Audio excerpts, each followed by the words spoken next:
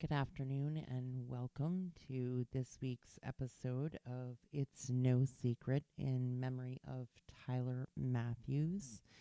Thanks for joining me today solo. And as many of you know, this isn't my favorite thing to do, the whole solo thing and sit and talk to myself. But I'm hoping that we can have a good conversation today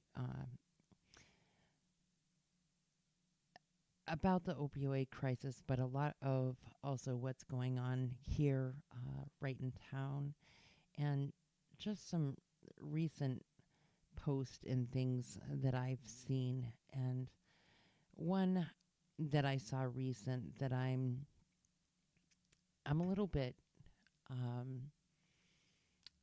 I find it really offensive and naive, but I'm not gonna like talk about the who's and the where's and the what's, but I want to just say that this post really puzzled me. It says, if we want to address the drug problem, we must address poverty.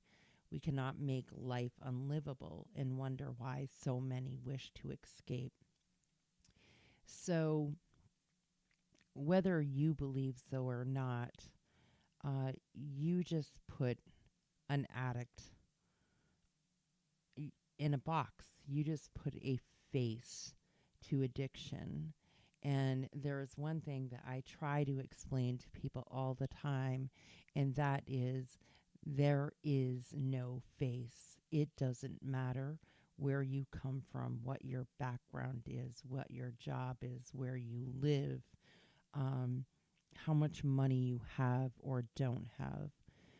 Does being impoverished, um, is that depressing? Yes. Can it certainly cause mental health issues and struggles?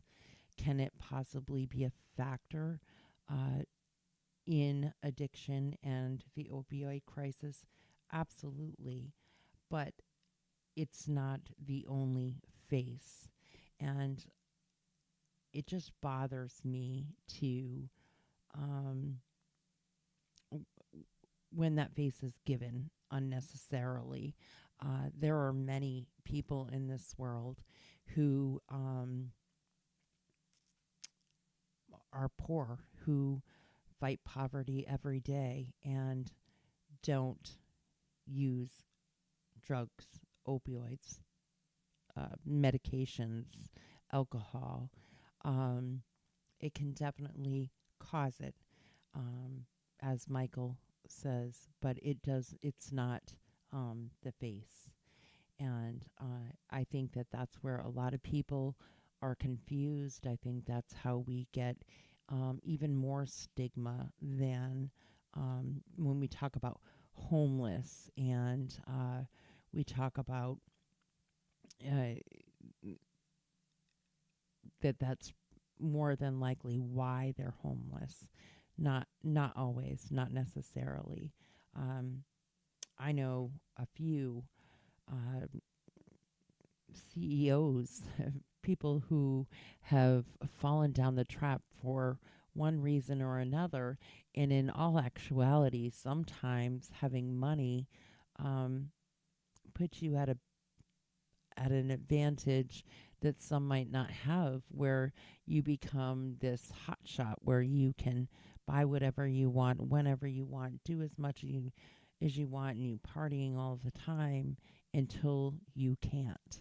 And you can't because um, i- you've used too much, you've been caught, you lose everything in some cases. You lose your wife, you lose your family, you children. You literally jeopardize your entire life.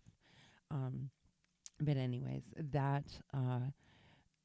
that just really struck me as something that um, was not okay. It's not, and when we talk about equity and diversity and um, this plays a role, and I don't see a lot of equity and diversity when it comes to addiction and when it comes to poverty, and um, it's frightening. And a lot of people right now are going without services. We just had a post from the Barrytown Police Department saying that vehicle thefts are on the rise. Not only the theft of actual vehicles, but the contents. We know that break-ins and robberies of occupied stores and dwellings is on the increase and on the rise. And I attribute the rise to the lack of services. We've always had a real lack of services, but as of late, we have an extreme lack of services.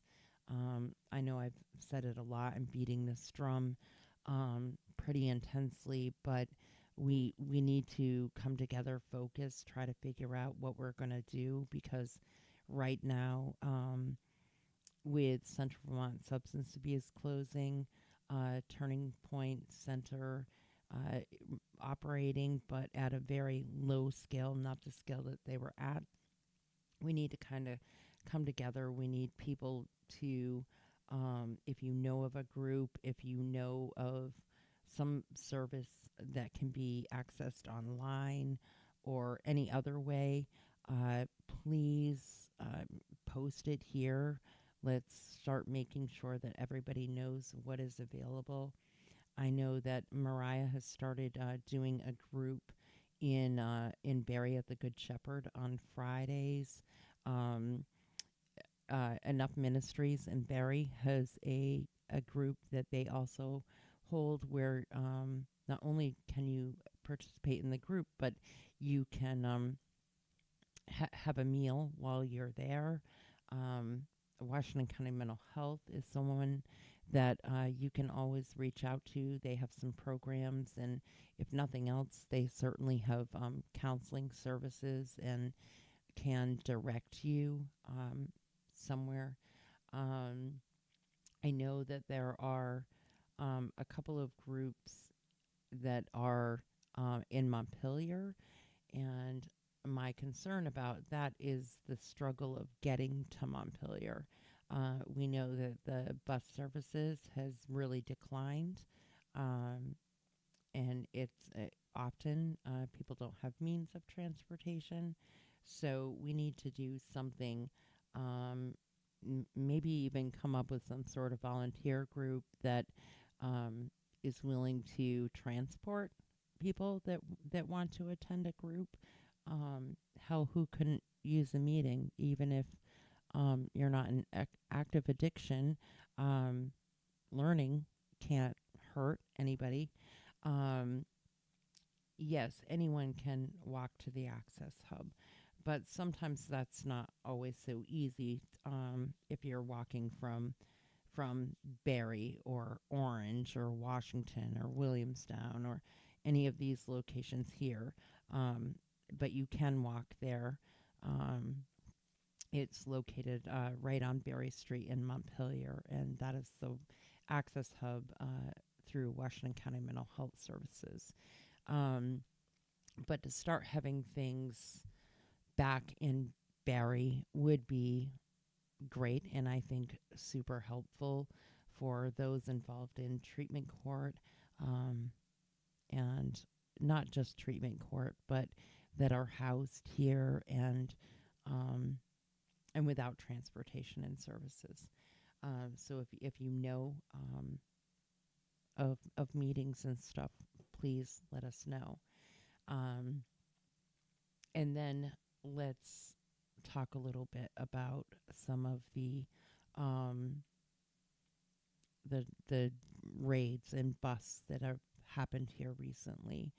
Um, Also, beating a dead horse here is the conversation surrounding fentanyl.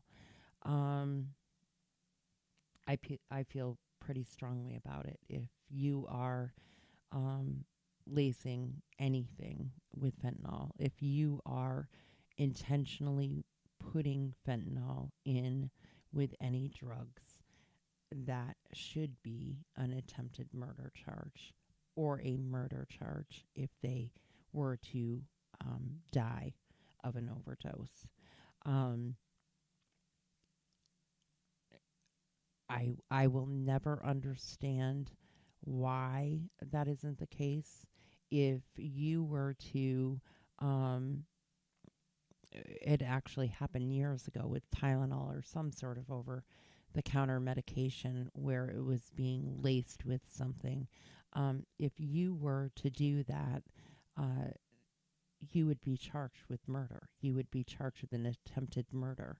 And just because this is a substance that is illegal doesn't mean that you altering it uh, should clear you of that charge. And I don't know what we have to do, what we can do to fight that further. Obviously, it's going to have to be done in a state level. I don't think it can be done any other way. State and federal government is um, what we need to look at here, and um, start truly, as I said in the title of the show, truly start being soldiers in this fight. We have to band together. We have to do whatever we can, whenever we can, to not only fight the war against drugs, but to fight against the stigmas and um, all that has happened over the last few years, especially. We know that the use of fentanyl as well as xylazine now is very prominent, especially in this area. In almost all overdose death cases, fentanyl is very apparent. Very seldom is it not. And so holding people accountable and making them have those tough decisions, make them make the decisions and make them change how we prosecute those sort of cases. Um, and that may make people think more about what it is that they're doing.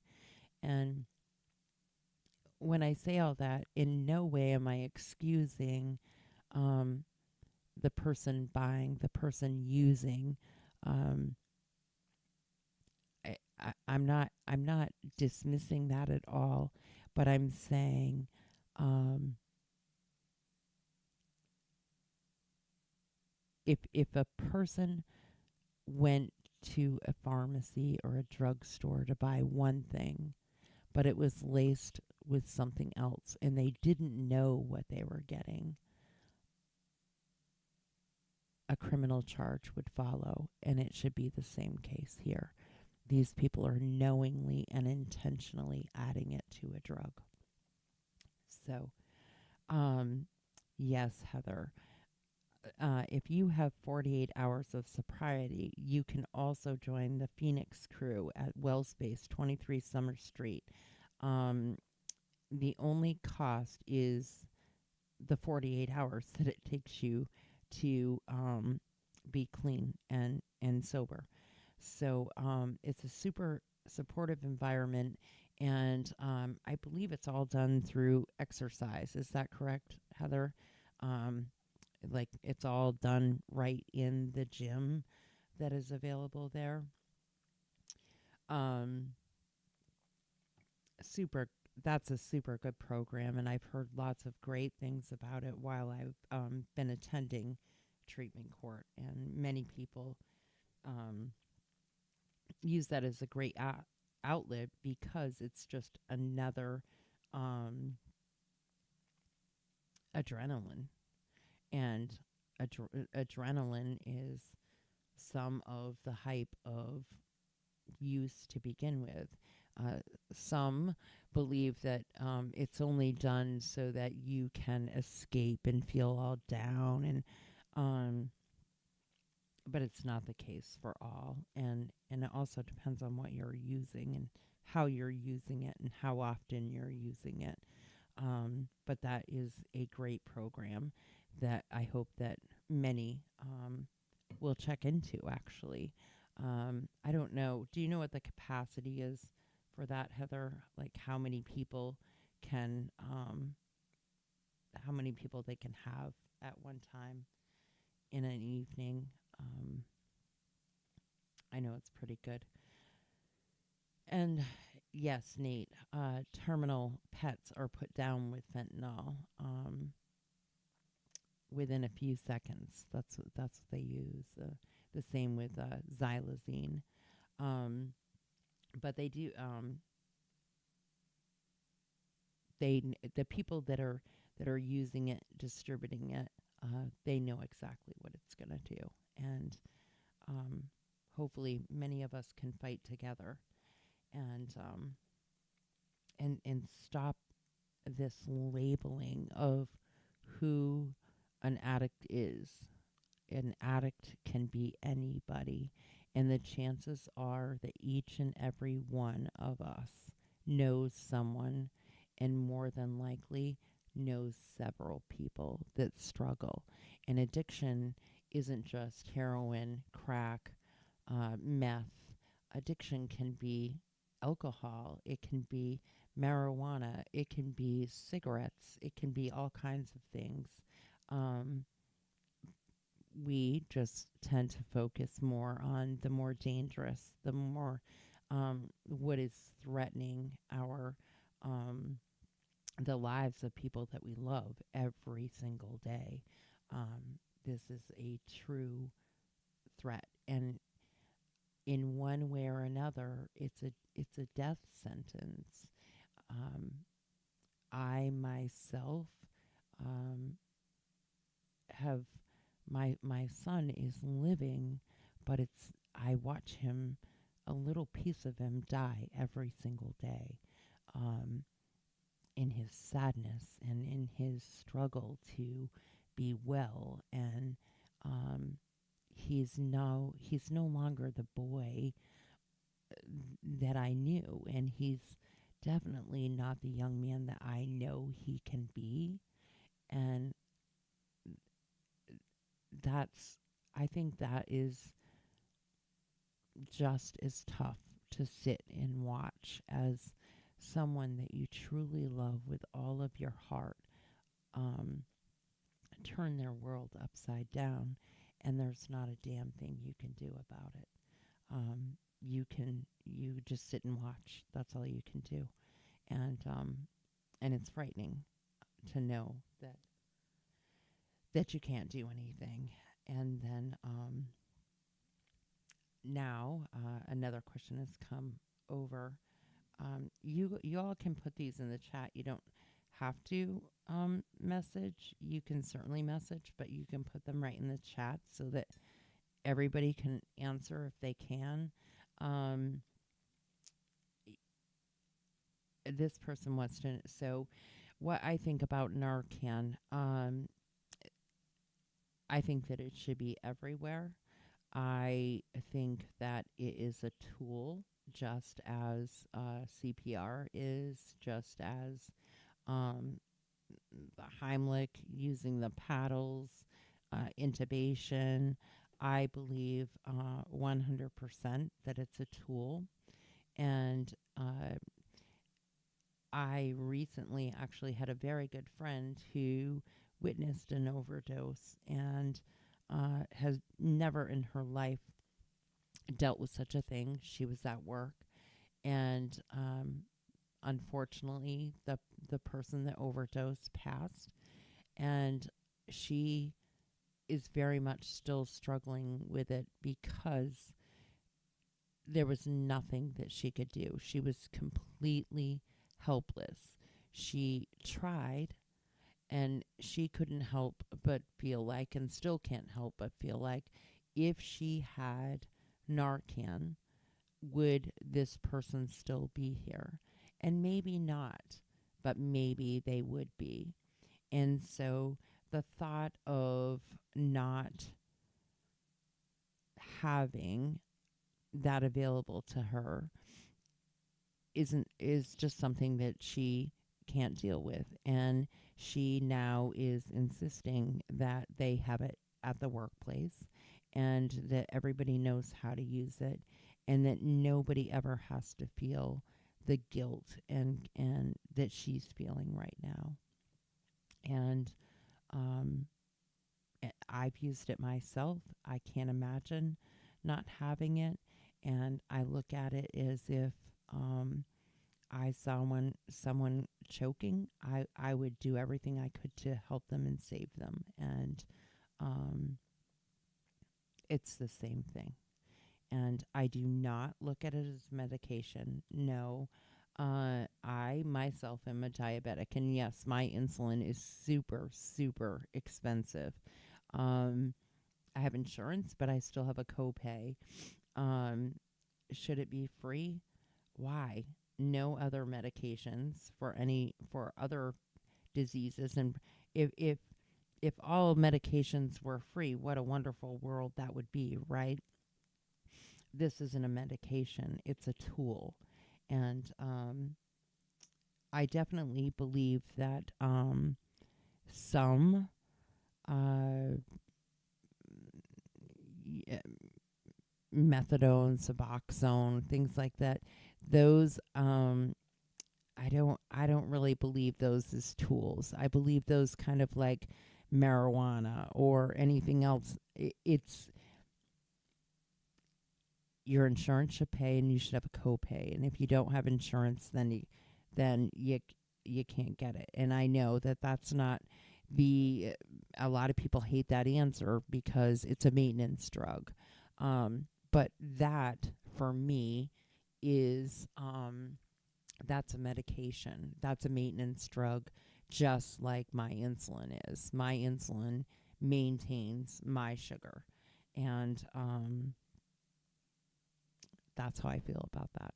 So, um, let's see.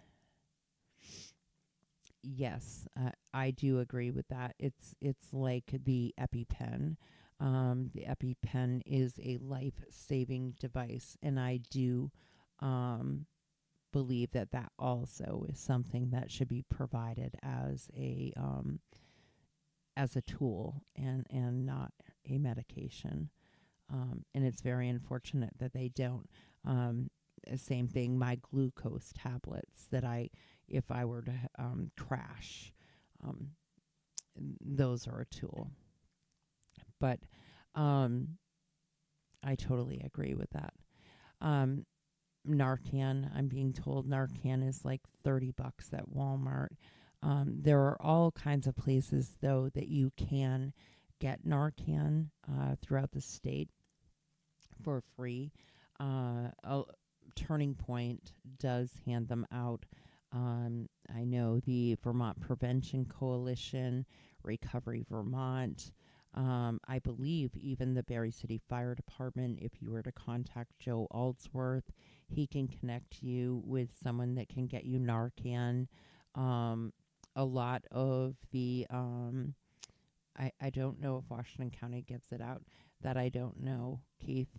Um, I'm not sure. Um, but at the hub, do you give it out at the hub, Heather? Um, there are many locations, and oftentimes, if you there is a list. If you look, um, and you're looking for meetings, there'll be a list of people that will give that out to you for free. Um, let's see.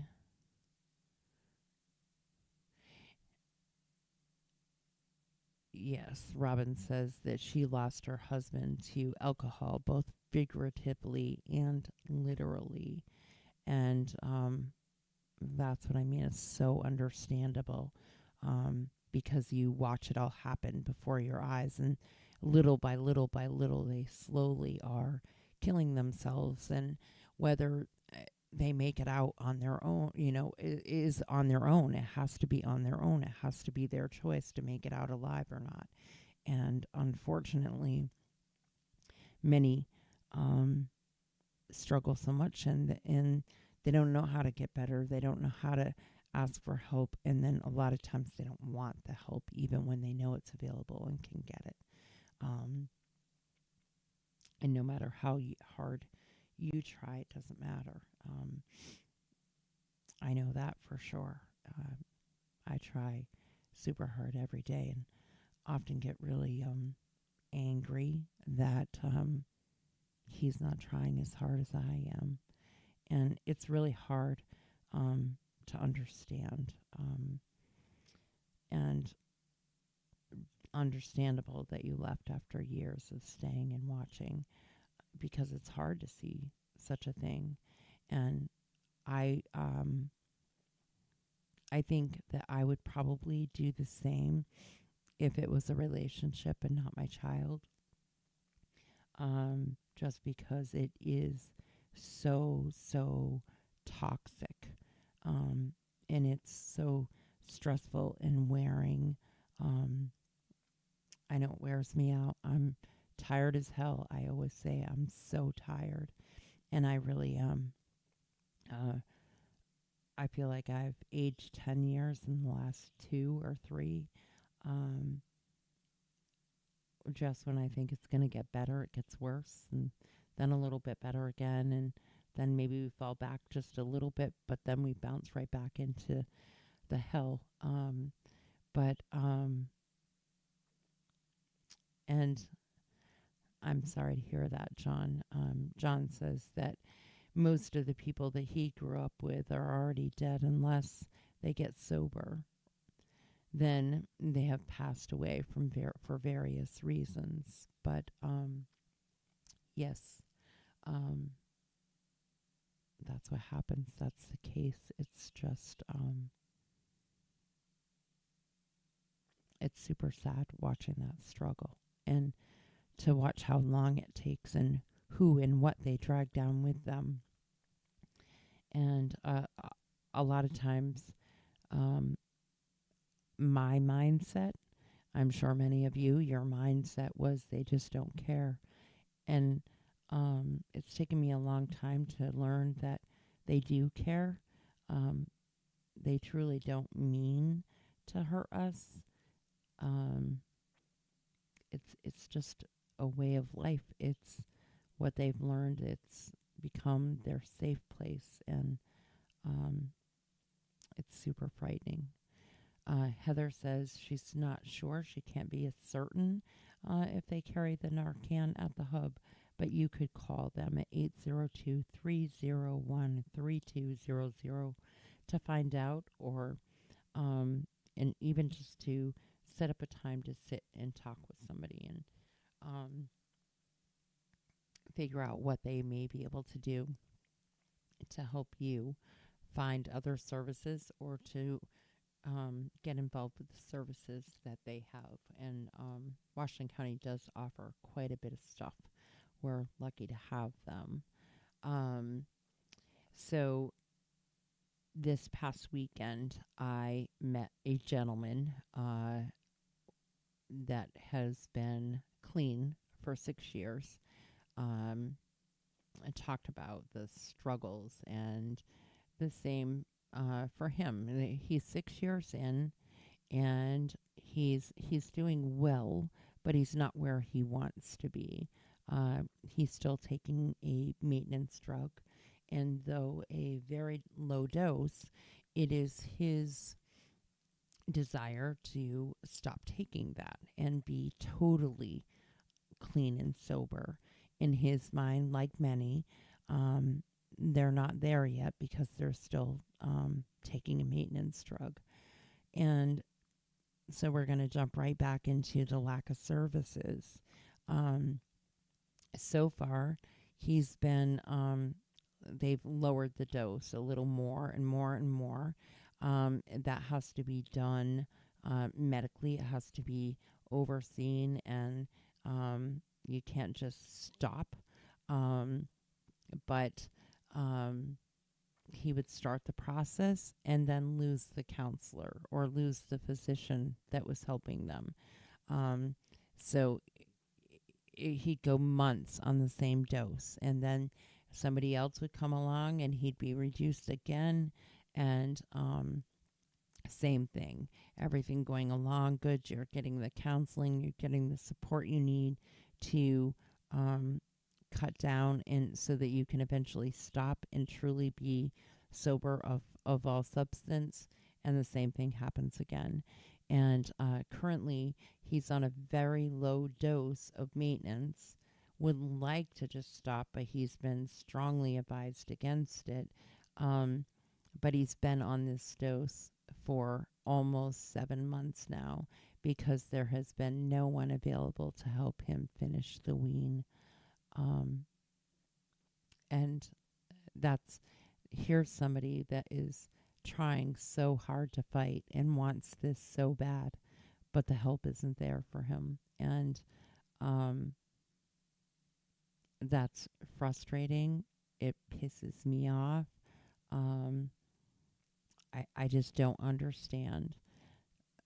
And I don't understand why more people aren't pissed off about it and why more people aren't shouting.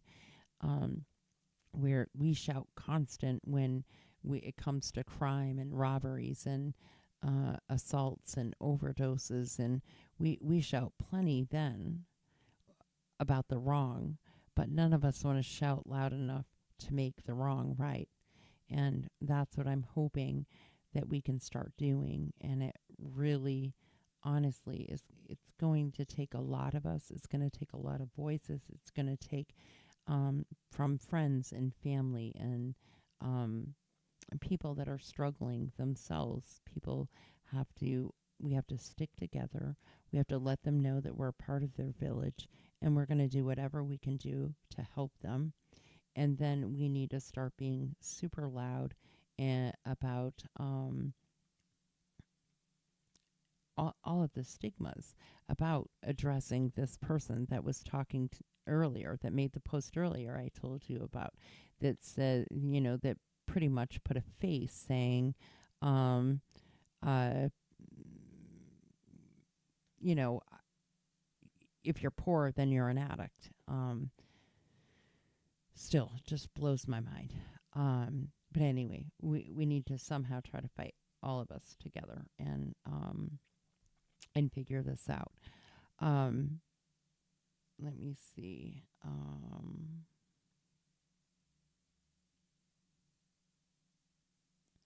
So that's understandable too. So Robin says he had a heart attack after 6 weeks of me being gone and went downhill very fast after that. Died within the next year.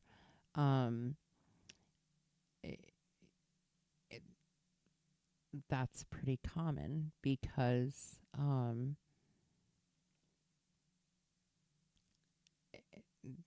I think that happens. It just, then because they don't want to fight on their own, and all of a sudden somebody else is saying, I'm not fighting for you, you're going to have to do this. But that's where it gets tough. We can't blame ourselves for that. We cannot blame ourselves. We've tried, we tried, we tried, we tried. And until they want to do it themselves, um, nothing's going to happen. And it doesn't matter even who you are. That's the thing. The same thing with stigma. It doesn't matter who you are as a spouse, as a partner, as a mom, as a dad, as a friend even. It doesn't matter.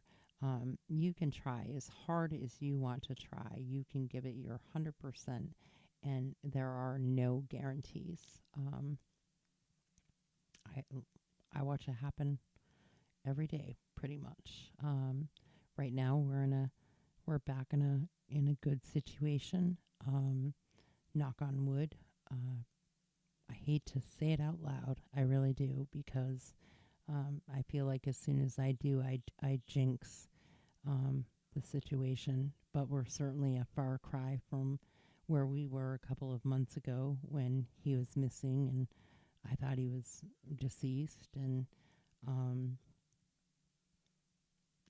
we've come a long way, and I'm someone who is grateful for every single day, really every hour that um my son is clean and sober. I'm super grateful. I'm grateful for every minute I get, because um I'm not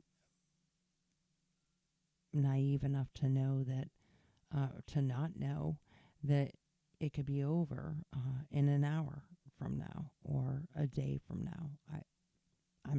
I know that that's certainly possible. Um, Things that I've learned recently are, if you're somebody that has actually been clean and sober for a bit of time, and then you suddenly start using again, the likelihood of you overdosing super quick is pretty high. Uh, Often people think that they can just go back to full throttle the way they were. Oh yeah, I ripped a few lines, and I did this, and then I did that, um, and it's way too much, and it just, you can't do that. And I've learned that that happens a great deal of time here as well. And right now, especially again, because all of a sudden we are without services, and not totally without. And I don't mean to put it that way, but for me, um, it is dramatic. It is super important, and um, this shouldn't be happening. Where is the money being spent? Where is the opioid crisis money that was released to the federal government from all of the settlements, and then released to each state, and then released to the cities? When then, where is that money being spent?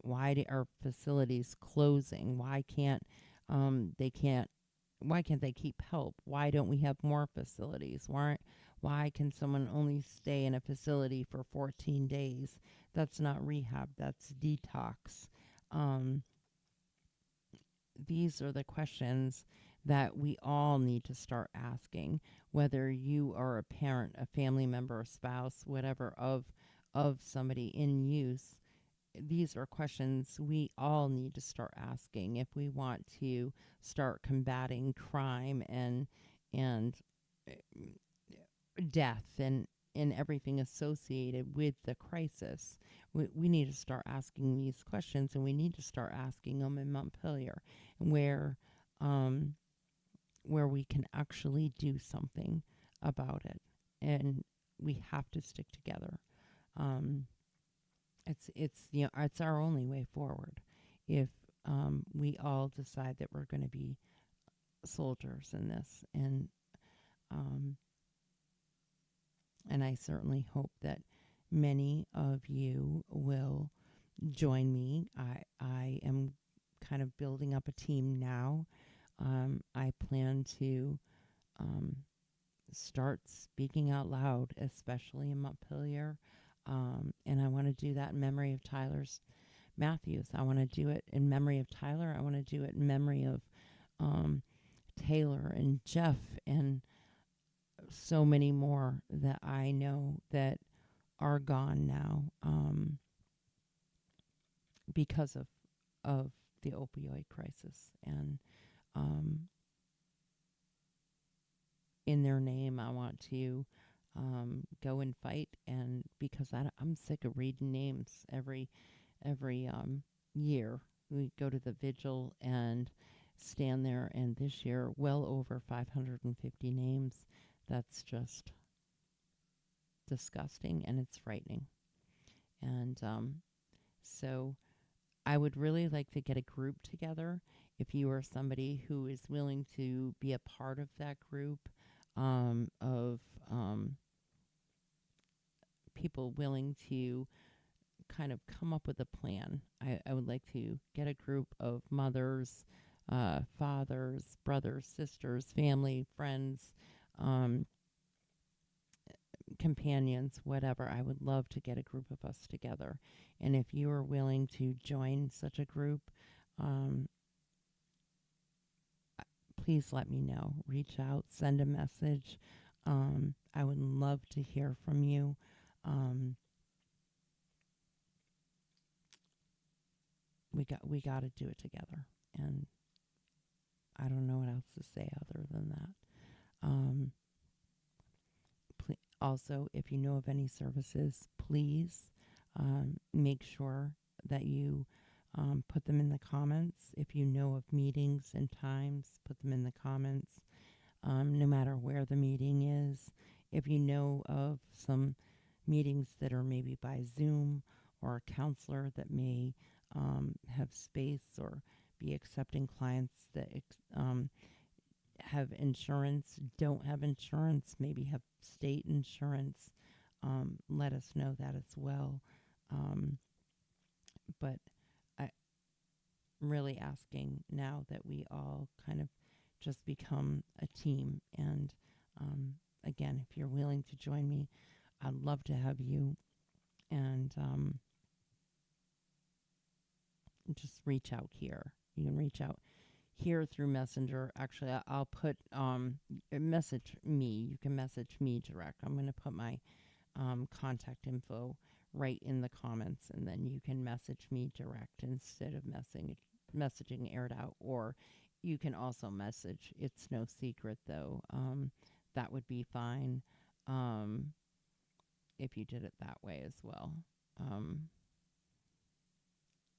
I'll just copy that and I'll put it in the comments below, and then you can do either one of those. But if you are interested and willing, I would really appreciate it. So with that, I guess I'm going to let you all go and stop boring you to death with just me today. It was not the plan, but some things happening around town, which they're good things. And while kind of they're bad things, but they're good things. Hopefully, they're going to clean some more things up off the streets and get some of these people from out of state out of here. And but that's not going to continue to happen unless we can also fight the court and have them support what the officers are working so damn hard to do. A drug bust of any kind doesn't matter. The work of the officers doesn't matter if the court doesn't follow through. And that's what we need to change. We need to change that the use of fentanyl is murder. We need to change that if you are trafficking that shit here, you're not going to get told you have to leave the state and just don't come back, okay? And if you do, you'll be arrested. That's not enough. We need to get stiffer charges for the dealers. We need to let them know that this is not allowed here. And I'm hoping, again, that many of you are willing to join a group and be willing to go to Montpelier and fight this fight with me. It's going to be a long, hard one, I'm sure. And it's certainly not the first time that people have tried. But we're at a point now where we literally are losing hundreds and hundreds of people a day. And enough is enough. So thanks for tuning in. Thanks for joining me. Thanks for the information, Pam. Much love to you as always. And we'll see you next week. Absolutely have a guest coming. We'll pre-promote that towards the end of this week. But she will be here next week with me. And I'm not going to blow it up yet because